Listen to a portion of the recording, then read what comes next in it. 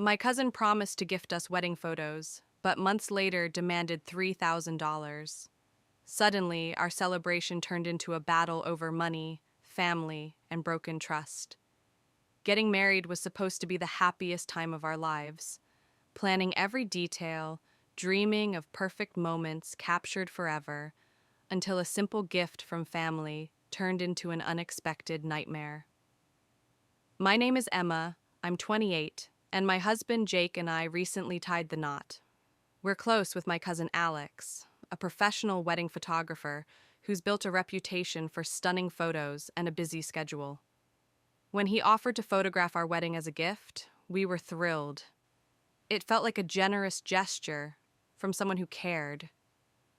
We made sure to express our gratitude again and again. We told him we didn't want him to feel obligated or burdened during what should have been a joyful weekend. He insisted he was happy to do it. We agreed, assuming the gift was just that, no hidden strings. For months, everything seemed fine. Alex showed up with just his camera, quietly worked through the day, capturing candid smiles and heartfelt moments.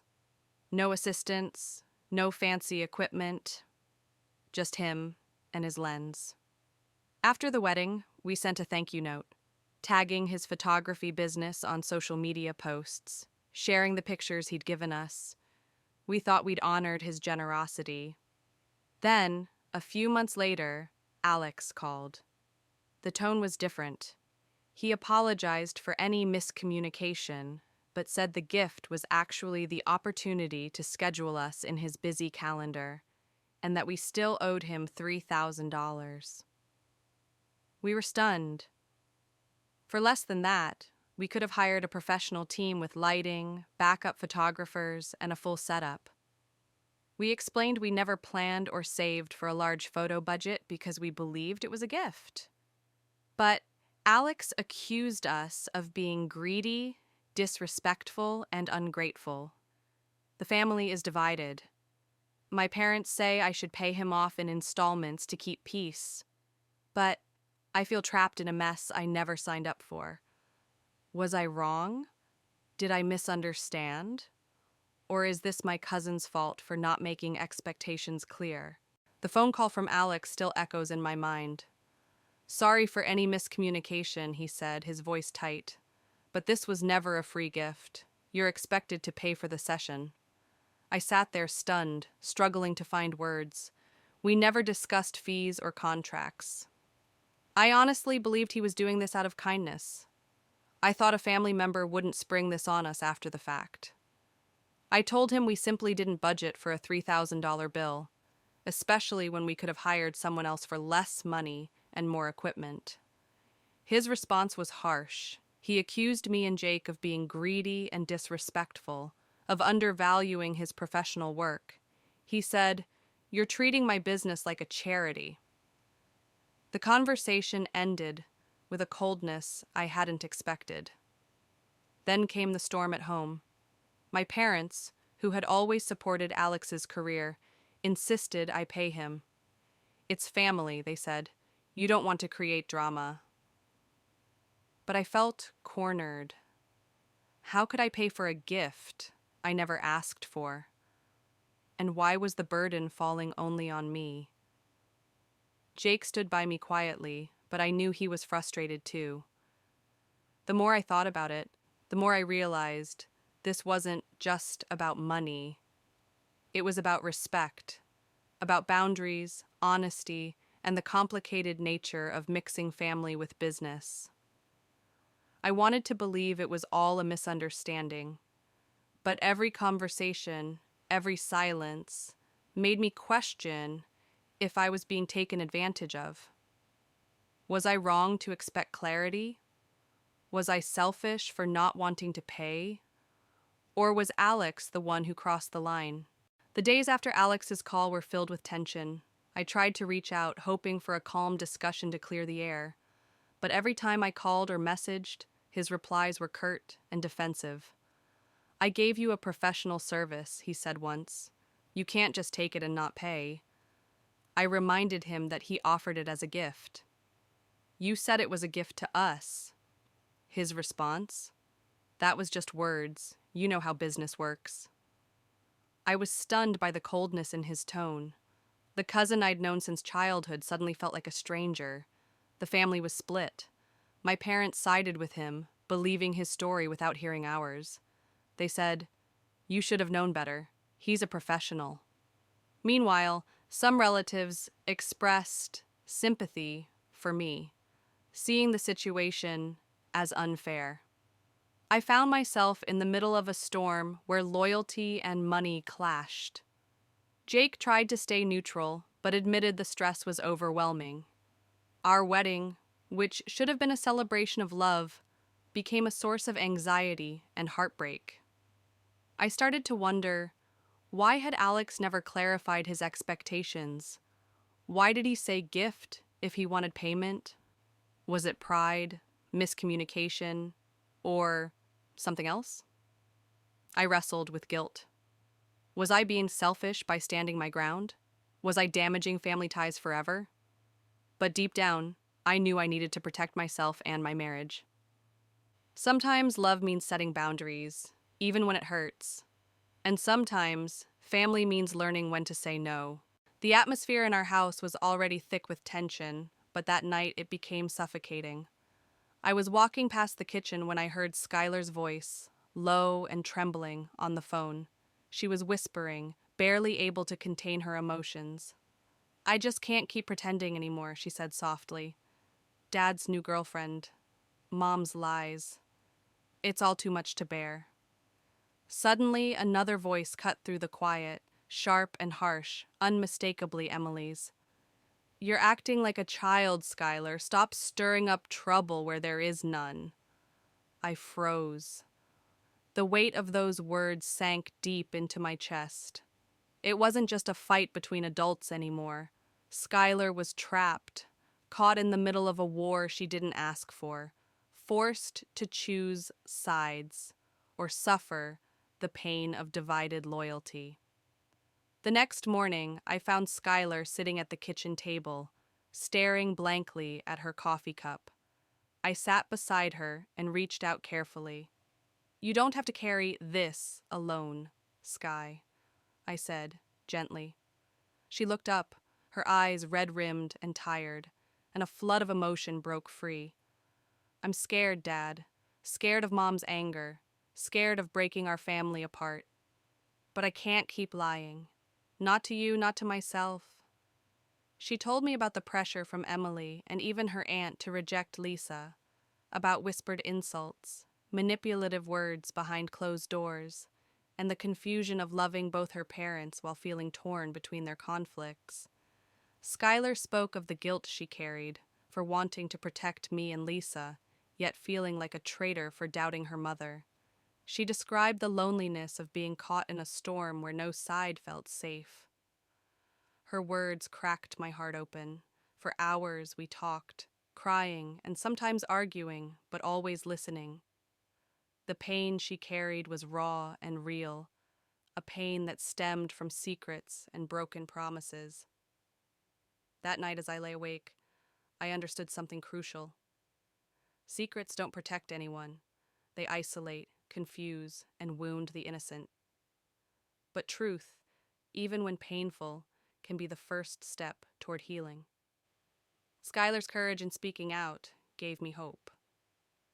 The path ahead would be long and uncertain, filled with more struggles, but it was a path we would walk together. Because sometimes facing the hardest truths is the bravest thing we can do. After the breakthrough with Skylar, I knew we couldn't keep dancing around the truth. The tension in our family was like a ticking time bomb, ready to explode. So I decided it was time for a family meeting, all of us, no filters, no hiding. I invited Emily, Skylar, Nick, and Lisa to our living room, hoping that face-to-face conversation could start healing the wounds that months of silence had only deepened. Emily arrived late, her eyes guarded and cold, like a storm ready to unleash. Nick sat quietly, arms crossed, clearly caught between loyalty and frustration. Lisa, nervous but steady, looked at each of us, waiting for the storm to begin. And Skylar? She was tense, uncertainty written all over her face. I started by setting the tone. This meeting isn't about blame. It's about honesty and respect. We're here because the truth can no longer be ignored. Emily's lips curled into a bitter smile. You want to make this about your girlfriend, but it's about betrayal, lies, and broken promises. It's about all of that, I said calmly. But more than anything, it's about the damage those lies have caused. To us all. Skylar's voice broke through, shaking but determined. Mom, you said awful things about Lisa. You made me doubt her, and it hurt me deeply. Emily's face flushed, but she said nothing. Lisa took a deep breath. I'm not here to replace anyone. I just want to be accepted for who I am. Nick surprised us all by speaking up. Dad, I like Lisa. She's been good to you. We can't keep tearing ourselves apart like this. For a moment, silence. Then, the floodgates opened. Emily accused me of rubbing salt in wounds by bringing Lisa into the picture so soon. I reminded her I wasn't the one who destroyed our marriage. The argument spiraled, tears, anger, shouting. But beneath the chaos, something important surfaced. A shared pain and a yearning for healing. By the end of the night, no one had all the answers. No one had fully forgiven. But we were talking, really talking. And sometimes, that's where healing begins. After that intense family meeting, there was a fragile peace that settled over us. For a while, it felt like the cracks might finally start to mend. Skylar and Lisa began to rebuild their relationship, cautiously reaching out to each other with small gestures and hesitant smiles. Nick found his footing too, balancing his loyalty between his parents and the new family dynamic. Even Emily seemed less confrontational, though she remained distant. But old wounds don't heal overnight, and sometimes they leave scars deeper than we expect. It wasn't long before whispers started swirling again. Quiet comments, side glances, and hushed conversations at family gatherings. Rumors that Lisa was manipulative, that I was using her to hurt Emily, that I was somehow responsible for the damage in the family. One afternoon, Skylar came to me, face pale and eyes clouded with confusion. Dad, she said softly, Mom told me things about Lisa and you that don't make sense. I don't know what to believe anymore. I held her close, feeling the weight of her doubt and pain. Sometimes, I told her, even grown-ups get caught in lies and misunderstandings. But you don't have to carry those burdens alone. Meanwhile, Emily's behavior grew more unpredictable. She appeared unannounced, left passive-aggressive notes, and spread stories to relatives that made everyone question my intentions. The family's foundation was shaking, and it felt like I was losing grip on the people I loved most. One night, Nick confronted me, his frustration breaking through years of silence. Dad, this is tearing us apart. I'm stuck in the middle and it's breaking me. His words hit me harder than I expected. The truth settled in. The divorce didn't just break a marriage, it fractured an entire family. And each of us was struggling to survive the aftermath in our own way.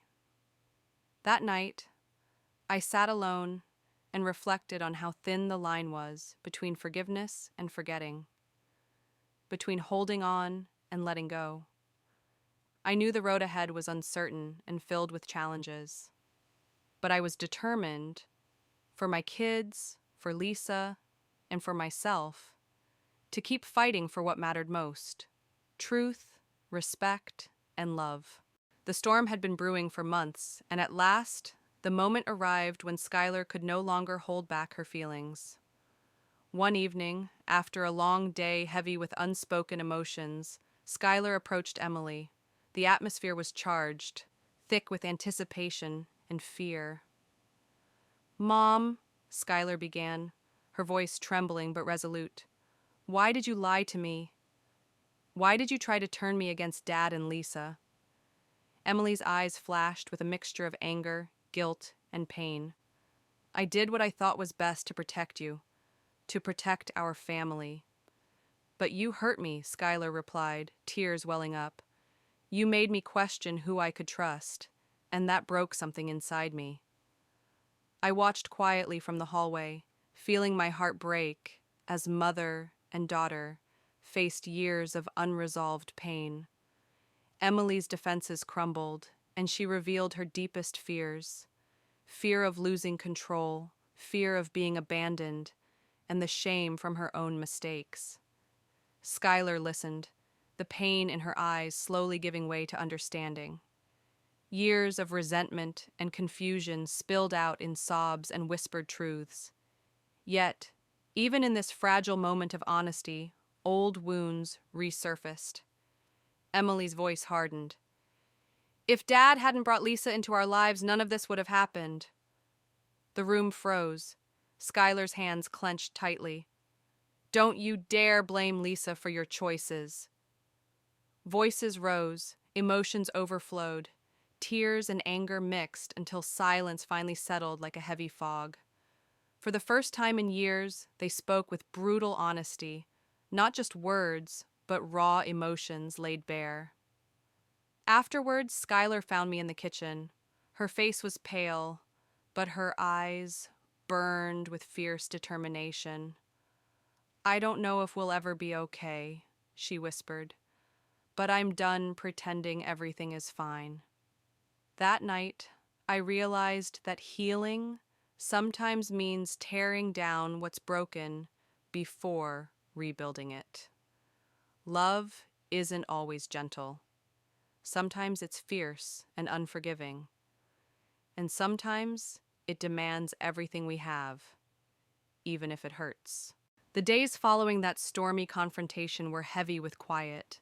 The house felt different, as if every corner held its breath, waiting for something to break or heal. Skylar and Emily kept their distance, tiptoeing around each other with unspoken words and guarded glances. Lisa tried to bridge the gap, reaching out gently, but the wounds were still too fresh, too raw. Nick found himself caught between loyalty and fatigue, trying to balance his love for both sides while feeling increasingly isolated. I watched as the family I once knew seemed fragile, stretched thin between pain and hope. One evening, I found Skylar staring out the window, lost in thought. Her usual spark was dimmed, replaced by a quiet strength born of survival. I sat beside her, offering silent comfort until she finally spoke.